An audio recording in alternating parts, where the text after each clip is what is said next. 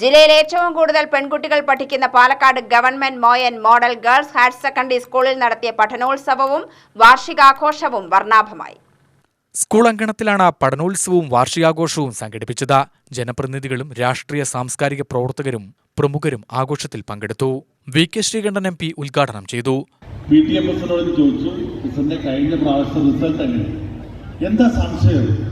കഴിഞ്ഞ തവണ പരീക്ഷ എഴുതി മുഴുവൻ കുട്ടികളെയും വിജയിപ്പിച്ച, ഏറ്റവും കൂടുതൽ കുട്ടികളെ വിജയിപ്പിച്ച ഒരു സ്കൂളാണ് പാലക്കാട് മോയൻസ് സ്കൂള്. തല ഉയർത്തിപ്പിടിച്ചാണ് പറഞ്ഞത്. നമുക്ക് എല്ലാവർക്കും വളരെ അഭിമാനത്തോടു കൂടി പറയാൻ കഴിയും, ഇവിടെ പഠിച്ച കുട്ടികളൊക്കെ എല്ലാവരും വിജയിച്ചവരാണ്. നഗരസഭാ അധ്യക്ഷ പ്രമിള ശശിധരൻ അധ്യക്ഷയായി. സംഗീതജ്ഞൻ പ്രകാശ് ഉള്ളേരി മുഖ്യാതിഥിയായി പങ്കെടുത്തു.